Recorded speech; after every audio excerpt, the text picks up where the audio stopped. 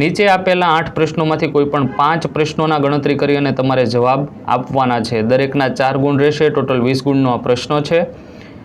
એક છોડના 40 પાંદડાની લંબાઈ મિલીમીટરમાં આપવામાં આવી છે અને તેમાંથી મળતી માહિતી મુજબ કોષ્ટકમાં દર્શાવેલી છે. લંબાઈ મીમીમાં અને પાંદડાની સંખ્યા અહીંયા આપણને આપેલી છે. ત્યાર પછી ક્વેશ્ચન્સ કરેલા છે કે આપેલી માહિતીનું નિરૂપણ કરતો એક સ્તંભ આલેખ દોરો. શું અન્ય રીતે આ માહિતીની આલેખાત્મક રજૂ થઈ શકે? અને 153 મિલીલીટર લંબાઈના પાંદડાની સંખ્યા સૌથી વધુ છે. શું આ તારણ સાચું છે કે કેમ એ આપણે ચેક કરવાનું છે. તો સૌ પ્રથમ આપણે સ્તંભ આલેખ દ્વારા દરેક માહિતીને વ્યવસ્થિત રીતે ભરી દઈએ. સ્ક્રીન પર તમે જોઈ શકો છો, સ્ક્રીનશોટ લઈ શકો છો.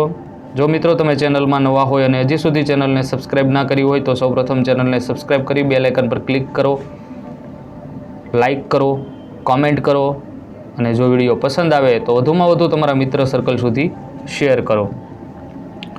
ત્યાર પછીનો ક્વેશ્ચન છે 48. રેખાખંડ AB એ બીજા રેખાખંડ CD ને સમાંતર છે. O એ AD નું મધ્ય બિંદુ છે. તો સાબિત કરો કે ત્રિકોણ AOB એકરૂપ ત્રિકોણ DOC અને બીજું કે O એ BC નું પણ મધ્ય બિંદુ થાય. તો અહીંયા દરેક દાખલા વ્યવસ્થિત રીતે તમને ગણીને આપેલા છે, તમે સ્ક્રીન પર જોઈ શકો છો. ત્યાર પછી આગળ જઈએ. બતાવો કે સમાંતર બાજુ ચતુષ્કોણના ખૂણાઓના દુભાજકો લંબચોરસ રચે છે.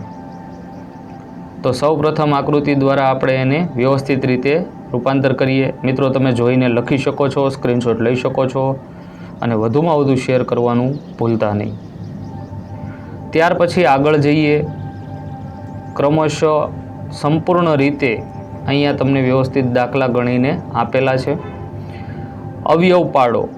1 6x² + 5x - 6 અને 2 x³ - 13x² + 32x + 20.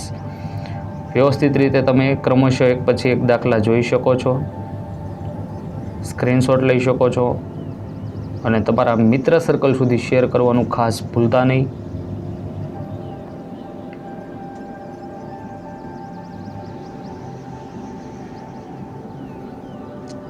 દરેક વિષયના પ્રશ્નો સેક્શન ABCD વાઇઝ એક પછી એક ક્રમશઃ દરેક વિડીયો આપણી યુટ્યુબ ચેનલની અંદર અપલોડ થતા રહેશે. જોવાનું ખાસ ચૂકતા નહીં. ત્યાર પછી કોઈ એક વર્ગના 51 વિદ્યાર્થીઓના 100 ગુણની કસોટીમાં મેળવેલા ગુણ નીચે આલેખમાં દર્શાવેલા છે. આલેખને એકવાર ધ્યાનથી જોઈ લો. ત્યાર પછી આલેખને આધારિત કેટલાક ક્વેશ્ચન આન્સર્સ આપેલા છે જેમના આપણે જવાબ લખવાના છે. તો ઉપરોક્ત આલેખના આધારે નીચેના પ્રશ્નોના જવાબ આપો. 1 આલેખનો પ્રકાર. 2 આલેખનું પ્રમાણમાપ. 3 60 થી 80 ગુણ મેળવનાર વિદ્યાર્થીઓની સંખ્યા કેટલી છે અને સૌથી વધુ વિદ્યાર્થીઓની સંખ્યા કયા વર્ગના અંતરાલમાં છે. તો અહીંયા બધા જવાબ આપેલા છે. ત્યાર પછીનો ક્વેશ્ચન છે કે કોઈ એક સંસ્થા દ્વારા 15 થી 44 વર્ષના વચ્ચેની વયવાળી સ્ત્રીની માંદગી અને મૃત્યુના કારણો શોધવા માટે કરવામાં આવેલ વિશ્વવ્યાપી સર્વેક્ષણના આંકડા ટકામાં નીચે પ્રમાણે આપેલા છે. કારણો. કયા કારણના દરે સ્ત્રીનું મૃત્યુ થયું છે? તો મૃત્યુ દર આપેલો છે અને એમના કારણ આપેલા છે. અને આ બધી જ માહિતીને આપણે વ્યવસ્થિત રીતે આલેખની અંદર રૂપાંતરિત કરવાની રહેશે.